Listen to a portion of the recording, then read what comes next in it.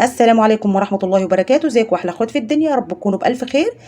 دي ان شاء الله الخلطة الجبارة للقضاء على اصعب الدهون الموجودة في المطبخ، او اي دهون موجودة عندك هتقضي لك عليها بكل سهولة. بجد روعة، عاملينها من قشر البرتقال، وانا طبعا عملت معاكم وصفات كتيرة بقشر البرتقال. بجد روعة، سميها بقى خلطة، سميها باور، بجد حلوة جدا جدا.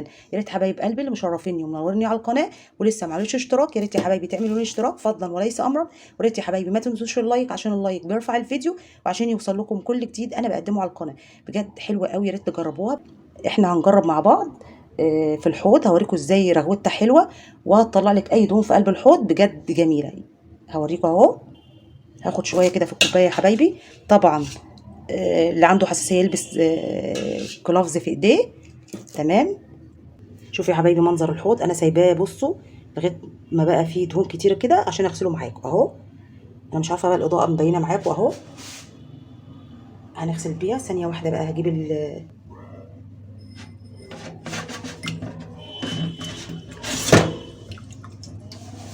او ممكن بقى ترشيه فيه،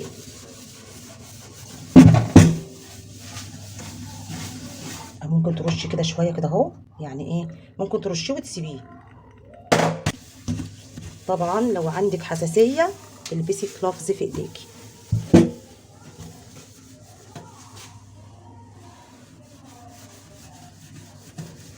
بصوا انا ماشيه معاكم واحده واحده اهو. انا بصراحه ما عنديش دهون على الحيطه، لو كان في كنت جربتها معاكم. زي ما انتم شايفين كده يا حبايبي.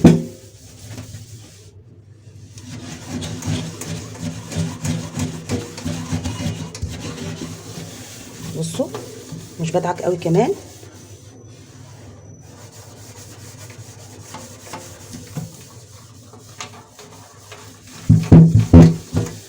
هشطف معاكم لحظه واحده.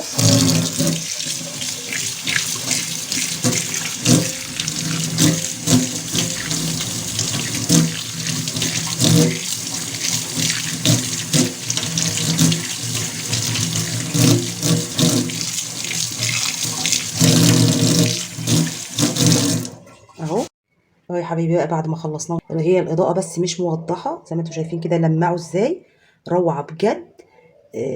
يعني انت تحطيه وتغسلي على طول، بجد هيبقى روعه. الحوض تروحي حاطه كده شويه او تعمليها بالسلك وتدعكي على طول، هيطلع منك بكل سهوله. اللي تحت البوتاجاز او في حته تانية ترشي كده وتروحي دعكه. لو كانت الدهون يعني هتبقى شديده تحت البوتاجاز سيبيها دقيقتين. تمام. احنا الحوض عملناه في نفس اللحظه، دعكناه على طول. بصوا عامل ازاي. انا مش عارفه بقى الكاميرا موضحه قدامكم ولا لا، كمان الكاميرا مش موضحه قوي. بصوا مبقاش فيه اي دهون، روعه بجد. دعكناه في نفس اللحظه، بجد جميل جدا جدا. ايه رايكم بقى يا حبايبي؟ زي ما اوريكم كده الحوض بقى عامل ازاي، روعه بجد. المكونات اللي حاطينها موجوده في كل بيت، موجوده في مطبخك. يلا بينا على الوصفه عشان نشوف احنا ازاي عملناها مع بعض. قبل ما نبدا الوصفه هنسمي الله ونصلي على الرسول صلى الله عليه وسلم. ده يا حبايبي عصير عاملينه من قشر البرتقال. انا عملت عصير مركز زي ما انتم شايفين كده. اخدت القشر ورفعته، حطيت عليه ميه ورفعته على النار وسبته لغايه ما غلي جامد. يعني انا سبته غلي، يعني استوى جامد قوي لغايه ما بقى اللون بتاعه غمق كده.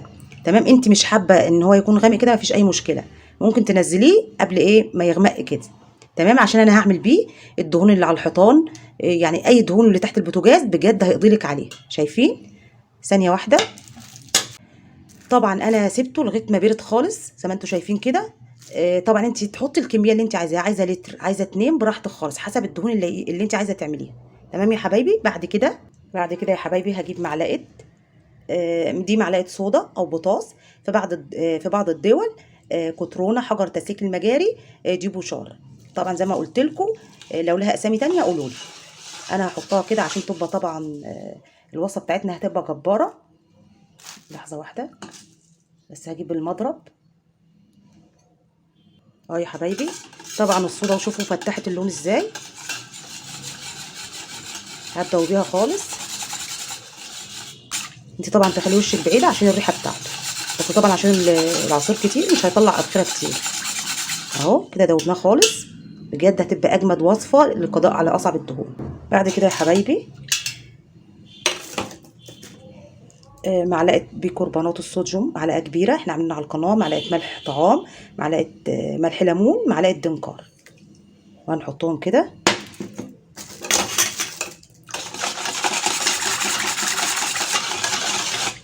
طبعا بصوا بيتفاعلوا ازاي مع بعض. انا حاطه معلقه ملح ليمون مش كبيره، حاجه بسيطه كده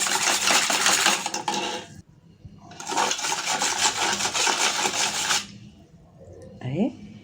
بعد كده يا حبايبي هنحط حوالي معلقتين سكر اهو.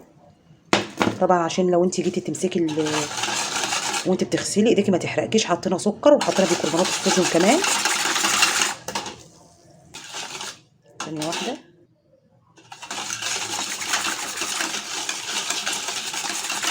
الوصفه دي بجد جميله جدا للقضاء على اصعب الدهون. هتغسلي بيها الحيطان، هتحطي بيها تحت البوتاجاز، بجد حلوه قوي. واي دهون عندك في الحوض برضو هتقدرك عليها.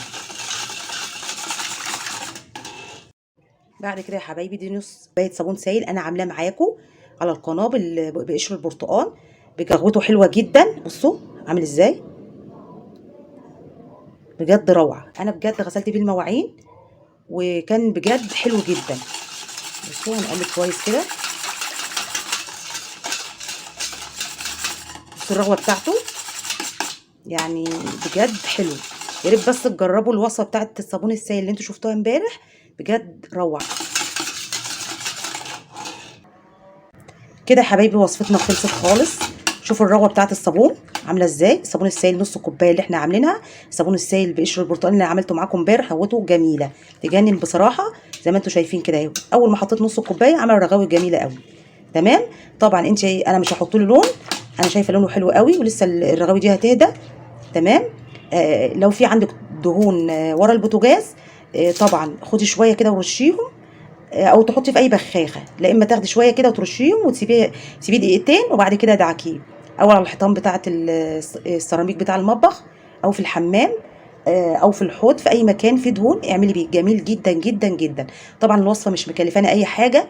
عملنا من قشر البرتقال، اخدنا الميه بتاعته بس من غير ما نضربه في الخلاط ولا حاجه، اخدنا الميه اللي جواه بس. يعني انا اخدت القشر ما عملتش بيه، اخدت الميه بس طبعا ما رميتش القشر، اعمل بيه وصفه تانية. اخدت الميه بتاعته اللي احنا حاطينها فوق البرتقال لغايه ما غليت زي ما انا قلت لكم كده، وحطيت حاجات بسيطه قوي، حطيت صودا وحطيت بيكربونات الصوديوم وملح ومعلقه دنكار. بجد الحاجات اللي فيها دي هتقضي لك على اصعب الدهون الموجوده عندك. بجد الوصفه دي رائعه. يا ريت يا حبايبي لو بتعجبكم وصفاتي يا ريت ما تنسونيش باللايك، بجد حلوه قوي الوصفه دي، يا ريت تجربوها على ضمانتي، حلوه قوي قوي قوي. يا ريت لو عجبكم الوصفه اكتبوا لنا في التعليقات، ولو عايزين اي وصفه تانية اكتبوا لنا في التعليقات. يا ريت ما تنسوناش باللايكات، ويا ريت تعملوا لنا اشتراك في القناه وتفعلوا زر الجرس عشان يوصل لكم كل جديد. والسلام عليكم ورحمه الله وبركاته.